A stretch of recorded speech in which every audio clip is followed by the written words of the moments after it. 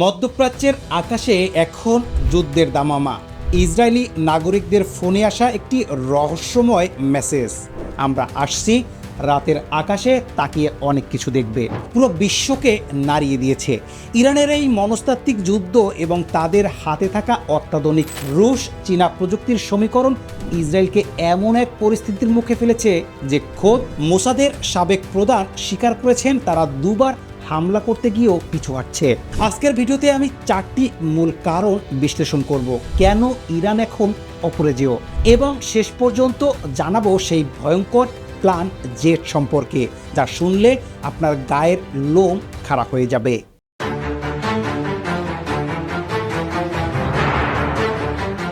ইসরায়েলের সাধারণ মানুষের স্মার্টফোনে আসা ইরানপন্থী হ্যাকারদের হুমকি কেবল একটি মেসেজ নয়, বরং এটি ইরানের বিশাল সাইবার সক্ষমতার বহিঃপ্রকাশ, যা জনগণের চরম আতঙ্ক সৃষ্টি করেছে।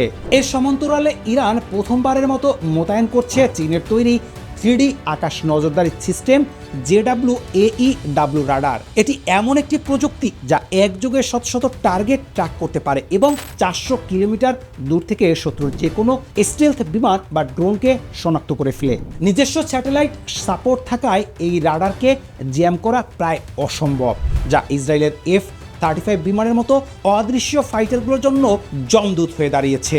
ইসরায়েলের সাবেক গোয়েন্দা প্রধান তামির হাইমানের স্বীকারোক্তি অনুযায়ী ইরানের এই নিশ্ছিদ্র নজরদারি এবং প্রস্তুতির কারণে তারা 2 দফায় বড় ধরনের হামলার পরিকল্পনা করেও শেষ পর্যন্ত বাতিলের সিদ্ধান্ত নেয়। বর্তমানে প্রতিটি গুরুত্বপূর্ণ শহরে এই রাডার মোতায়েন করে ইরান কার্যত তাদের আকাশসীমাকে একটি দুর্ভেদ্য দেয়ালে পরিণত করেছে, যা জেরুজালেম পোস্টের প্রতিবেদনে ইসরায়েল ও আমেরিকার সামরিক সমন্বয় বাড়ানোর প্রধান কারণ হিসেবে উল্লেখ করা হয়েছে।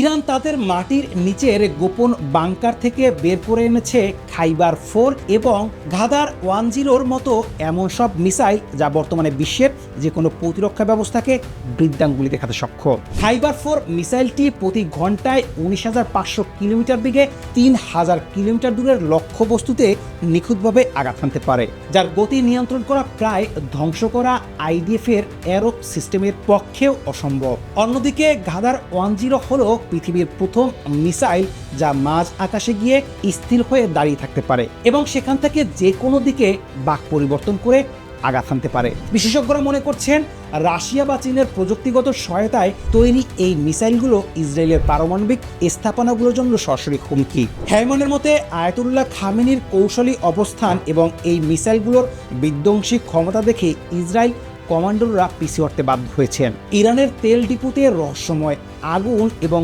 ড্রোন হামলার গুঞ্জনের মধ্যেই এই মিসাইলগুলো প্রমাণ করে যে ইরান এখন পাল্টা আঘাতের জন্য পুরোপুরি প্রস্তুত।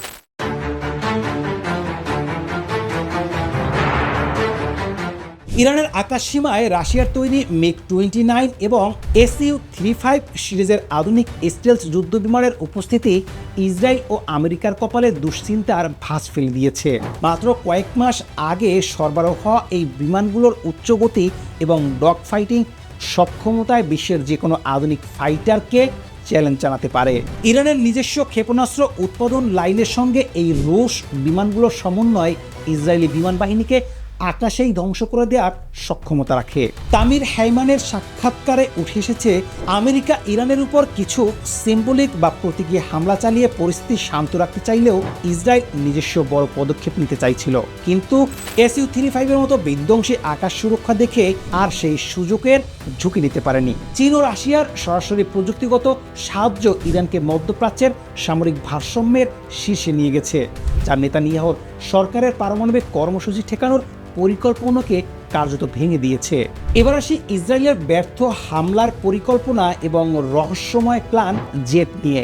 ইসরায়েল 2বার ইরানের উপর পূর্ণমাত্রার হামলার খুব কাছাকাছি গিয়েও কেন ফিরে এলো, তার কারণ লুকিয়ে আছে ইরানের সর্বোচ্চ সতর্কতামূলক অবস্থানে এবং সম্ভাব্য ক্ষয়ক্ষতির ভয়ে।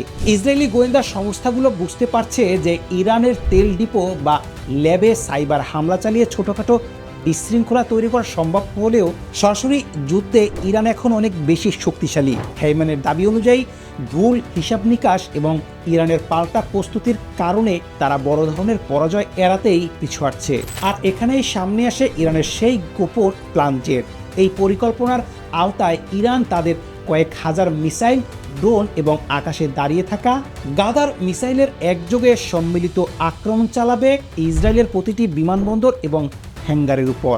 এর লক্ষ্য হলো ইসরায়েলের পুরো বিমান বাহিনীকে মাটির সঙ্গে মিশিয়ে দেওয়া এবং তাদের আকাশ প্রতিরক্ষা ব্যবস্থাকে অচল করে দিয়ে চিরকালের মতো ইসরায়েলের দাপট মুছে ফেলা। এই ভয়ঙ্কর সামরিক কৌশলের কারণেই আজ বিশ্বের অন্যতম শক্তিশালী সেনাবাহিনী হওয়া সত্ত্বেও ইসরায়েল ইরানের উপর হামলা করতে সাহস পাচ্ছে না। ইসরায়েলের অভ্যন্তরীণ অস্থিরতা আর ইরানের এই আত্মবিশ্বাস সামরিক উত্থান, আপনার কি মনে হয় ইরান সত্যি প্ল্যান জেড কার্যকর করতে পারবে, নাকি ইসরায়েল আবার কোনো নতুন কৌশল নিয়ে আসবে? কমেন্টে আপনার মতামত জানান। ভিডিওটি ভালো লাগলে সাবস্ক্রাইব করুন এবং বেল আইকনটি চেপে রাখুন পরবর্তী আপডেটের জন্য।